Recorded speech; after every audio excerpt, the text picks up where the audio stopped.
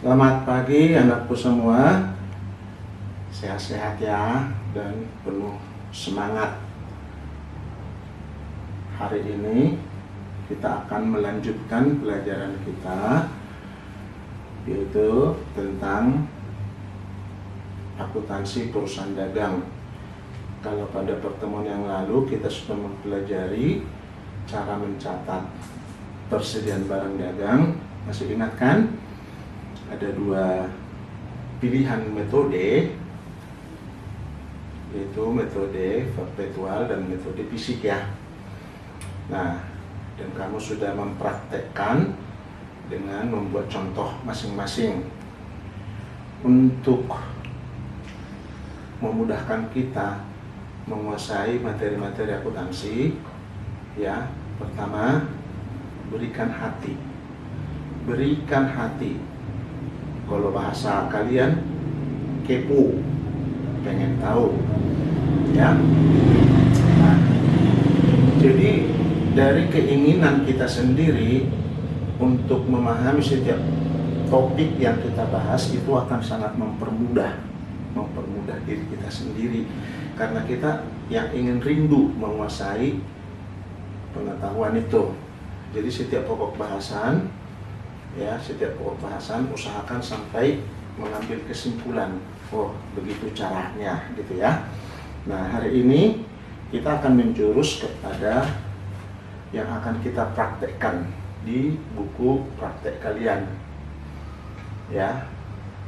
Untuk hari ini pengantar dulu, jadi pahami konsepnya, kuasai prosesnya, dan ulang. Ingat itu. Jadi sekarang pokok bahasan kita adalah pencatatan yang dilakukan oleh akuntansi perusahaan dagang terhadap kegiatan real yang dilakukan oleh perusahaan dagang. Jadi kalau pencatatan itu dilakukan di jurnal, yang selama ini kita pakai kan jurnal umum. Nah, kalau di perusahaan dagang bukannya tidak memakai jurnal umum, tetapi karena kegiatan perusahaan dagang itu sudah jauh lebih banyak dan kompleks, maka harus diciptakan juga metode pencatatan yang lebih efektif dan efisien. Jadi bukan tidak bisa dipakai jurnal umum, bisa ya, tapi efektifnya, efisiensinya menjadi terganggu. Nah, jadi diciptakanlah cara pencatatan khusus perusahaan dagang. Jadi topik bahasan kita adalah jurnal khusus.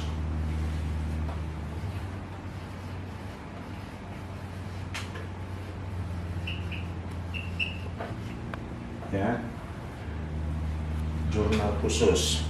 Nah, jadi kita akan ketemu nanti mengapa disebut jurnal khusus. Nah, latar belakangnya kita buka dulu ya, latar belakangnya. Nah, tadi latar belakangnya adalah kegiatan perusahaan dagang itu sangat banyak dan kompleks ya. Jadi untuk mencatat supaya lebih efektif dan efisien, diciptakanlah medianya. Nah, itu disebut jurnal khusus. Nah, nanti pengertiannya bisa kamu simpulkan sendiri. Nah, latar belakangnya Bapak utarakan dulu ya. Nah, transaksi yang dilakukan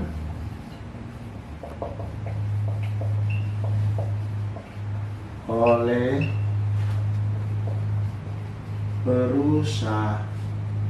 perusahaan dagang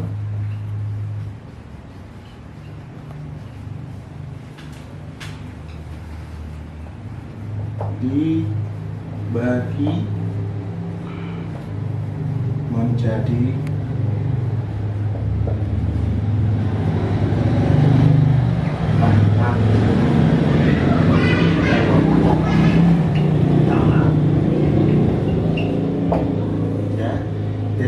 kegiatan yang dilakukan oleh perusahaan dagang itu dibagi 4 kelompok utama. Ya. Yang pertama, kegiatan pembelian. Yang kedua, kegiatan penjualan. Yang ketiga, kegiatan penerimaan uang.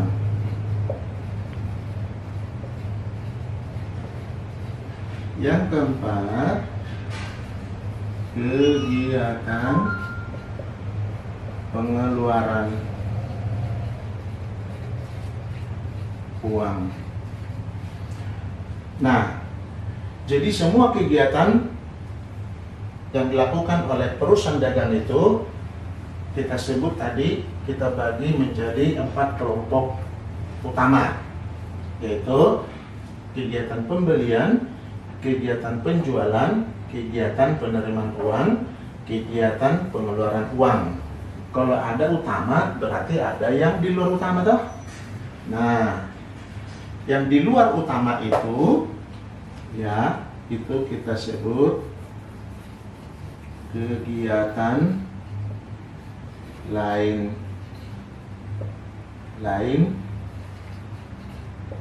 ya, kegiatan lain-lain atau di luar yang 4 ini. Oke? Baik. Berdasarkan kegiatan inilah, ya, dilakukan pencatatan secara khusus. Nah, jadi untuk kegiatan pembelian, ya, dicatat secara khusus. Maka alatnya adalah jurnal khusus pembelian. Oke, jadi udah mulai bisa kamu dapatkan jawaban apa itu jurnal khusus pembelian. Jadi kegiatan perusahaan dagang itu dibagi jadinya 5 kan ya, 4 yang utama, 1 yang lain-lainnya. Nah, jadi masing-masing kegiatan itu diciptakan jurnal khusus mencatat kegiatan itu sendiri. Nah, oke, udah bisa kamu simpulkan kan pengertiannya. Nah, jadi yang ini dibuat lagi khusus mencatat penjualan, buat jurnal sendiri gitu. Maka disebut jurnal khusus penjualan. Jurnal khusus penjualan. Demikian juga ini, ada penerimaan uang, maka dibuat jurnal sendiri, namanya jurnal khusus penerimaan kas. Nah, ada kegiatan pengeluaran uang, maka dibuat alat untuk mencatatnya, disebut jurnal khusus pengeluaran uang, pengeluaran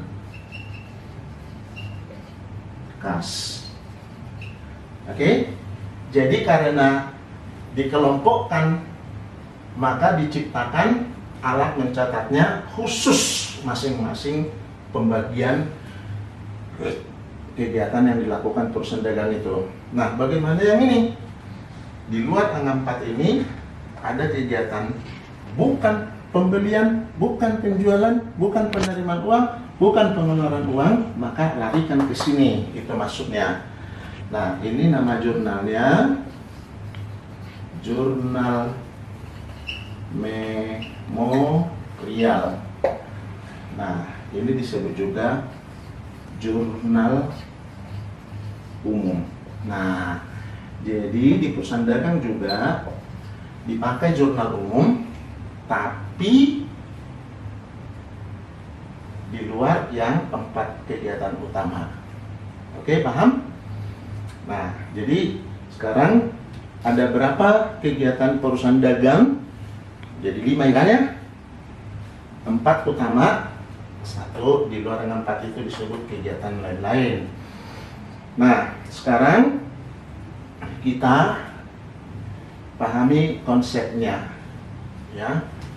Apa itu jurnal khusus pembelian? Apa itu jurnal khusus pembelian? Ya. Nah, jurnal khusus pembelian itu adalah jurnal untuk mencatat pembelian barang dagang yang dilakukan secara kredit. Perhatikan benang merahnya, ya. Jadi jurnal khusus pembelian itu adalah mencatat pembelian yang dilakukan secara kredit, ya. Pembelian barang dagang, ya. Pembelian barang dagang secara kredit. Camkan baik-baik, simpan di otak. Nah, jurnal khusus penjualan sama, kamu tinggal ganti pembelian, ya. Jadi jurnal untuk mencatat, maaf, di sini ada tambahan, ya, transaksi. Nah, jurnal untuk mencatat transaksi pembelian barang dagang yang dilakukan secara kredit. Nah, di sini juga mencatat transaksi penjualan barang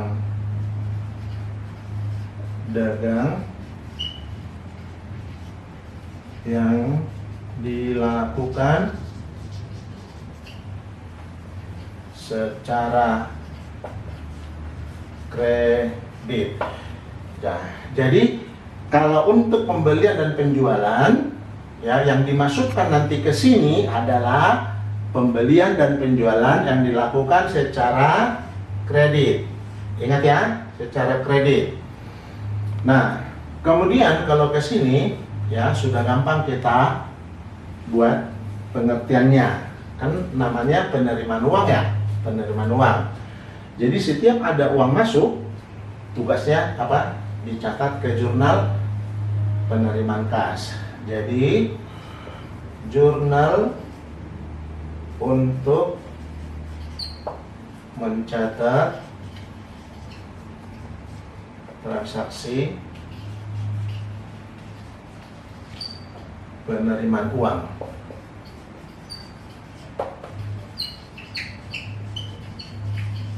Nah, jadi setiap ada penerimaan uang, ini bukunya dicatat di sini, ya. Nah, yang ini, nah, tinggal kita lihat dari sini sekarang. Judulnya kan namanya pengeluaran. Jadi jurnal untuk mencatat transaksi pengeluaran uang.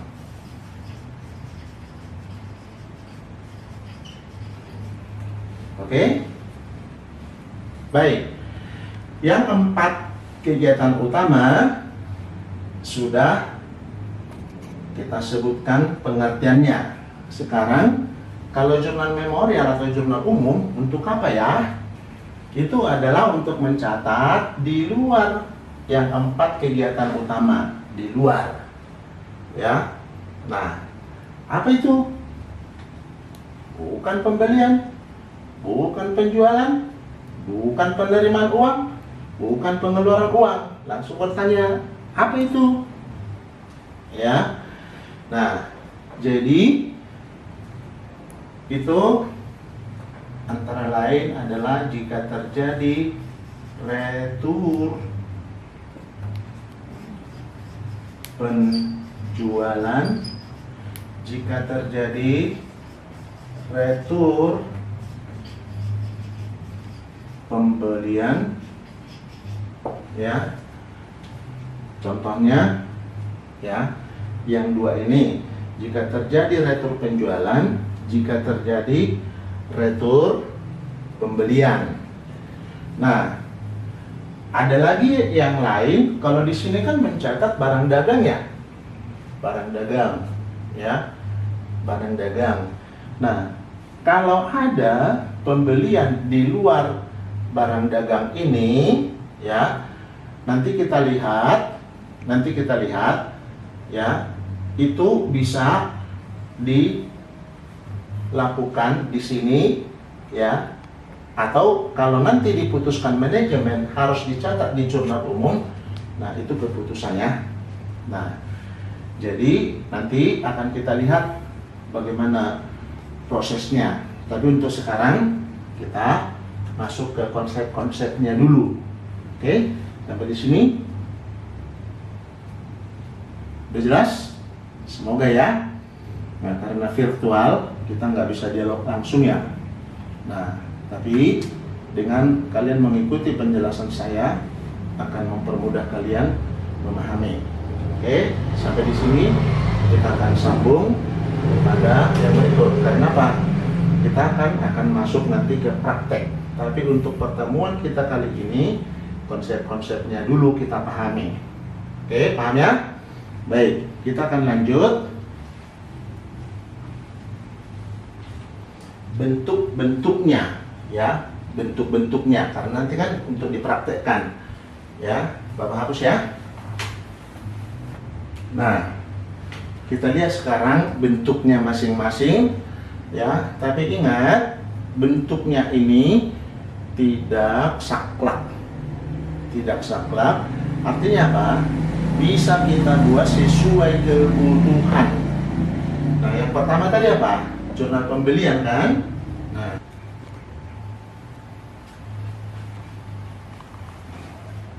Nah, perhatikan bentuknya memanjangkan, ya. Nah, sambil kamu perhatikan buku praktekmu, ya.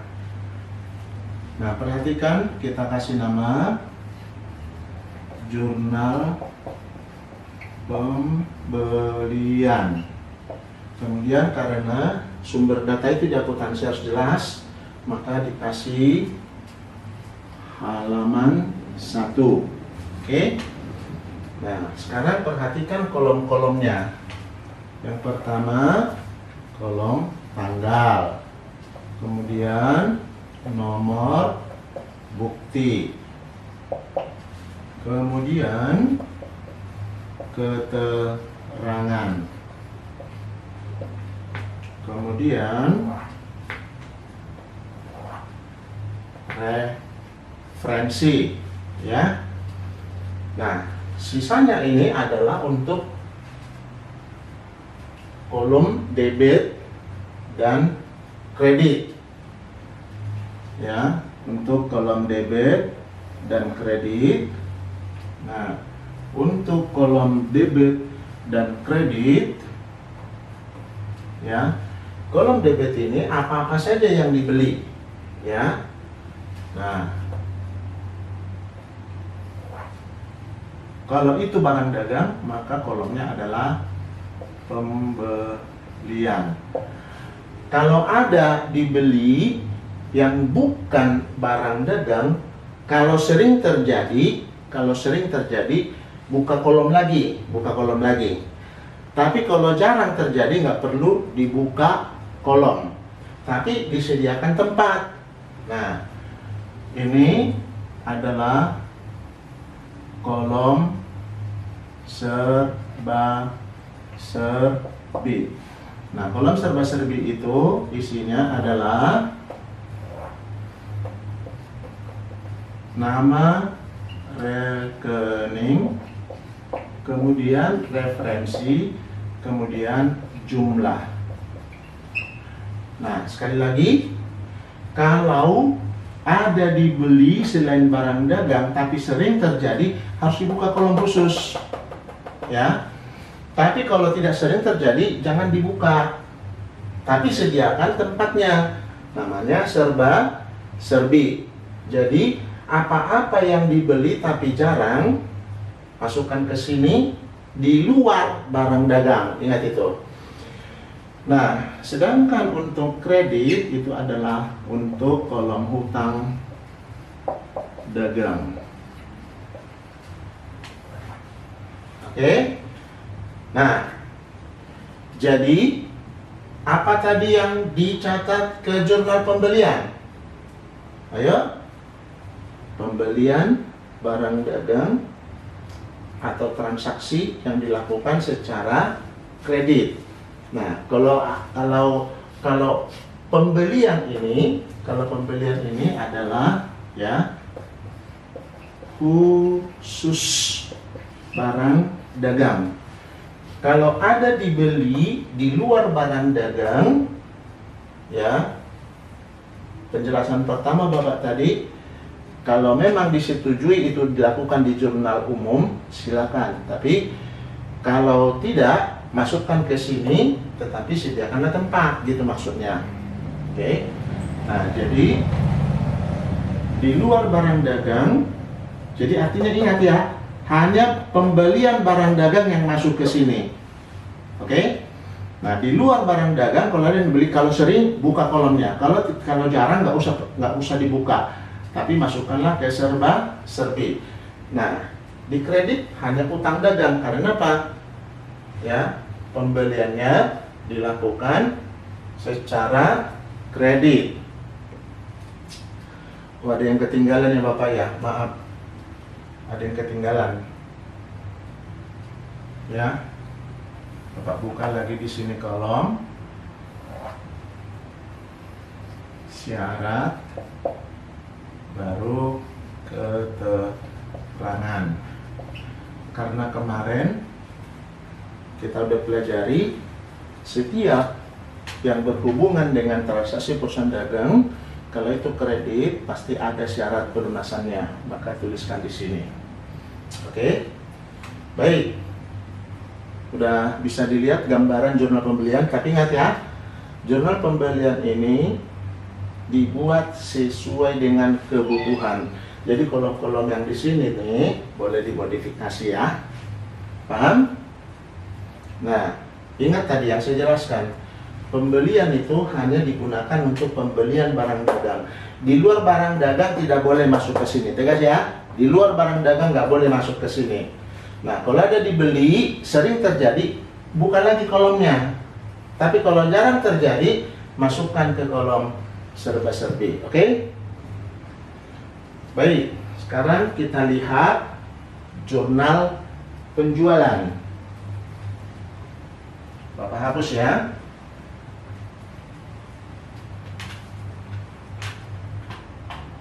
Nah, kita ganti namanya. Jurnal penjualan.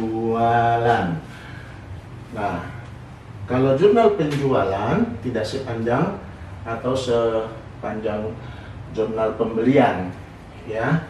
Jadi ini posisi dari sini tetap sama, tanggal, nomor bukti, syarat, keterangan, referensi. Oke. Nah, berarti ini yang kita perbaiki.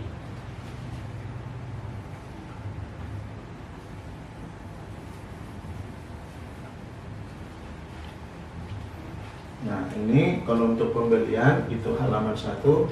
Oke, kita hapus saja dulu sampai sini ya.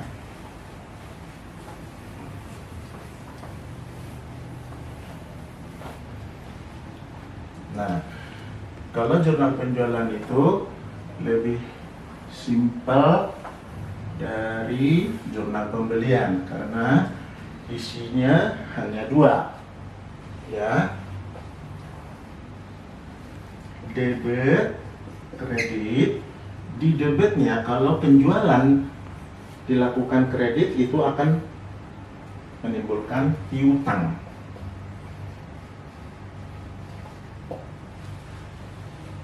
Ya. Nah, kalau kita menjual muncul piutang dengan kredit, nah ini adalah penjualan. Nah, jadi ini halaman 2. Oke. Nah, jadi ingat kolom ini kan judulnya penjualan, ini hanya untuk barang dagang. Lah, serba-serbi nggak dibuat Pak, kemana?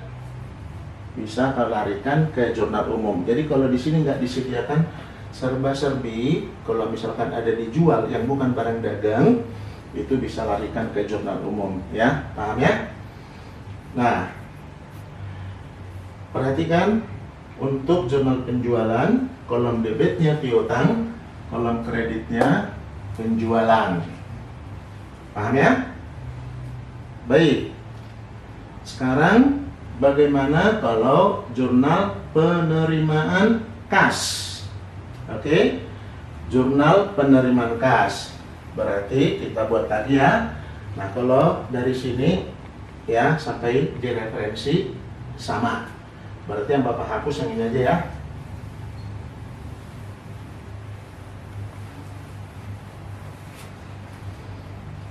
Nah, ini Bapak panjangkan lagi.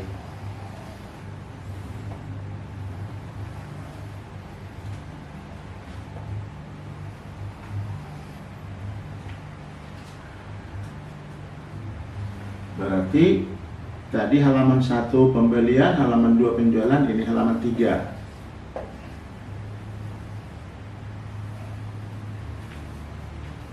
Nah, ini juga kolom-kolomnya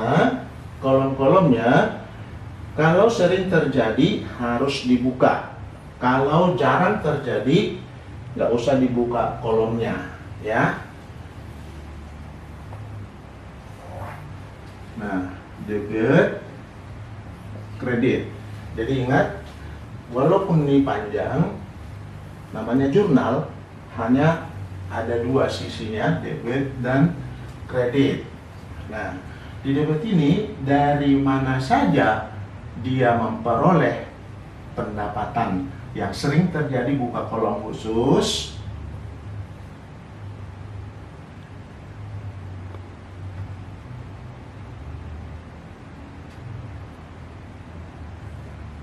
Ini adalah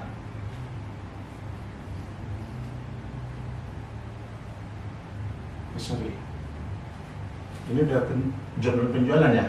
Tadi yang jurnal penjualan, ini penerimaan kas.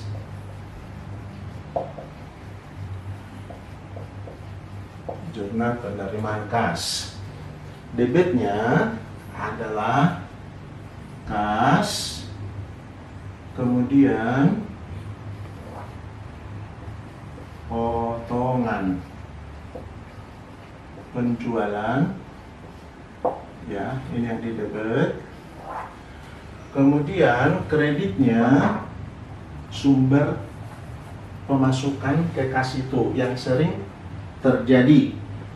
Nah, kalau sering terjadi buka kolomnya, ya, misalkan dari penjualan. Jadi kalau ada penjualan tunai, masukkan ke sini ya. Kalau ada penjualan tunai, masukkan sini. Tapi hanya penjualan barang dagang. Kalau ada dijual di luar itu nggak boleh masuk ke situ. Oke. Kemudian yang sering kan ada sering menerima piutang kan? Piutang. Oke. Nah, kalau ada penerimaan lain di luar ini tapi jarang terjadi, buka kolom serba-serbi.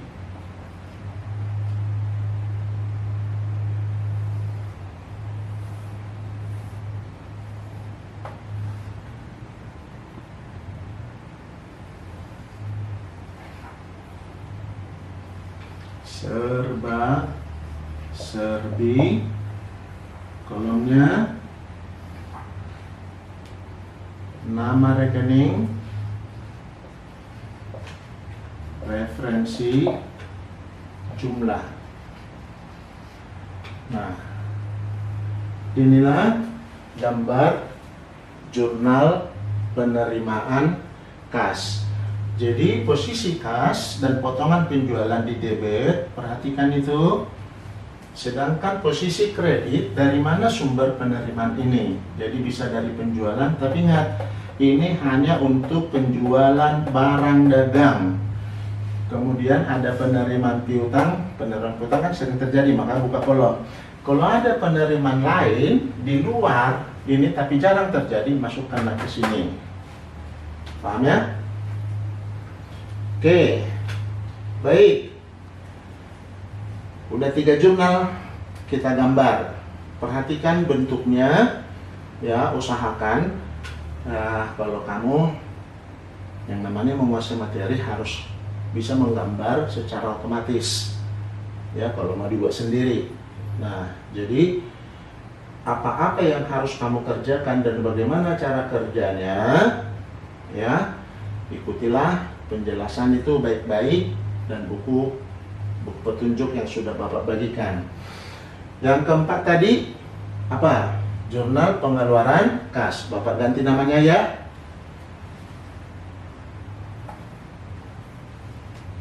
Jurnal pengeluaran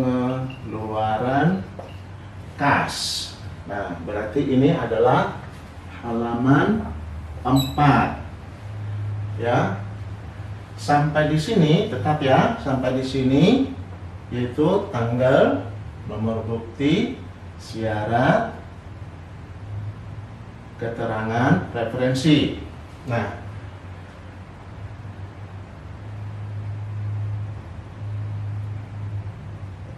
perhatikan sekarang ini berbalik ini. Ini berbalik ya. Duluan kredit, baru debit. Nah, kan kita biasa kan debit duluan Pak, baru kredit itu. Fleksibel berpikir. Ya. Nah, kalau di kredit itu adalah kas dan potongan pembelian. Potongan pembelian, ya. Kemudian di debit itu adalah untuk kemana dikeluarkan kas itu. Nah, ini adalah pembelian, ya, yang sering terjadi kan. Baru ini kita ganti jadi utang dagang. Utang dagang. Nah, ini yang sering terjadi. Kalau ada lagi yang lain sering terjadi, buka kolom. Nah, ingat, ke kolom pembelian yang dicatat itu adalah barang dagang. Kalau ada dikeluarkan bukan untuk pembelian barang dagang, nah, suatu serba-serbi. Ya, serba-serbi, nama rekening, referensi, jumlah. Oke, jelas ya? Jelas ya? Oke. Baik, bagaimana jurnal memorial? Nah, kalau jurnal memorial itu adalah jurnal umum. Saya hapus ya. Nah, kalau jurnal memorial itu adalah jurnal umum. Udah tahu kan? Jurnal umum atau memorial.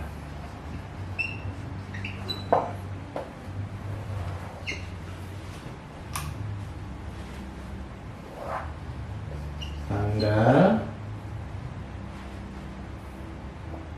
nomor bukti, keterangan,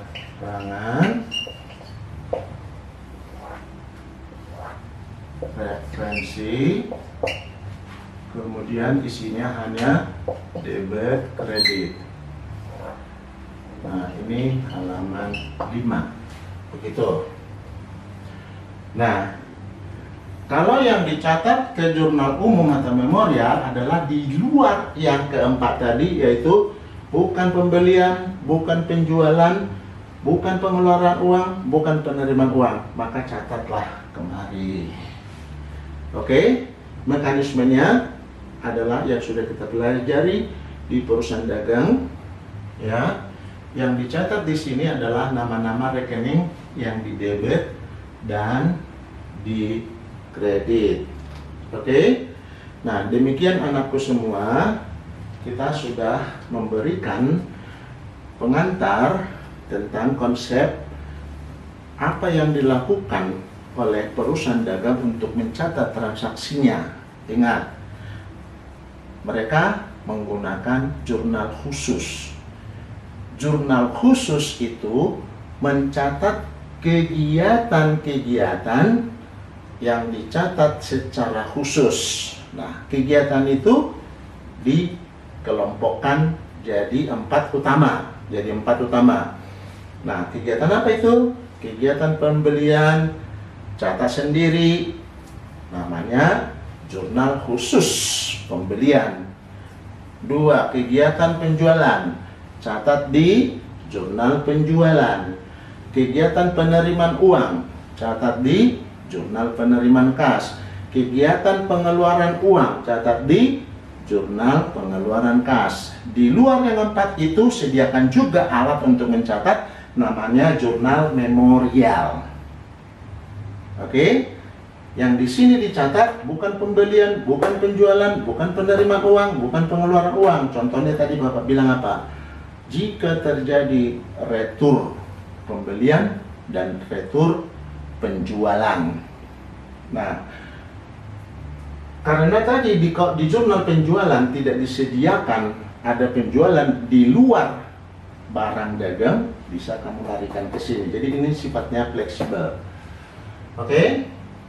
Nah, kemudian poin-poin yang harus kamu pahami adalah di jurnal pembelian dan di jurnal penjualan itu ada kolom pembelian, ada kolom penjualan, itu hanya diperuntukkan untuk pembelian barang dagang dan penjualan barang dagang. Oke anakku, ingat itu. Nah, berarti tinggal kita lanjutannya adalah mempraktekkannya. Sampai di sini dulu anakku semua. Ingat, kalau mau menguasai setiap pokok bahasan, berikan hati, kepo. Oke? Jadi supaya kita seolah-olah membahas hal-hal yang nggak masuk akal. Ingat, perusahaan dagang itu nyata. Apa yang dilakukan? Itu nyata. Nah, kita kan bicara akuntansinya. Bagaimana dia mencatat aktivitasnya itu urusan akuntansi. Dia menggunakan jurnal khusus. Kenapa disebut jurnal khusus? Kegiatannya dibagi jadi 4. Nah, jadi di sini kita lihat terjadi kembali pemanfaatan sumber daya manusia. Karena ingat, di manajemen yang benar tidak boleh ada rangkap tugas. Jadi bagian pembelian itu khusus ditangani tersendiri. Bagian penjualan itu ada lagi yang menangani. Jadi nggak boleh campur aduk. Dia nangani penjualan, dia juga nangani pembelian, nggak boleh. Bagian penerimaan uang khusus. Bagian pengeluaran uang khusus. Jadi itu aja udah membutuhkan tenaga kerja lebih dari 1. Oke? Nah, sampai di sini anakku semua. Materi kita berikutnya adalah mempraktekkan. Mulai dari sekarang, kalian akan langsung mengerjakan di buku praktek. Lihat soal yang sudah ada di buku praktek itu, ya. Nanti akan kita tindak lanjuti secara praktek. Oke, selamat pagi anakku, sukses calon akuntan yang hebat.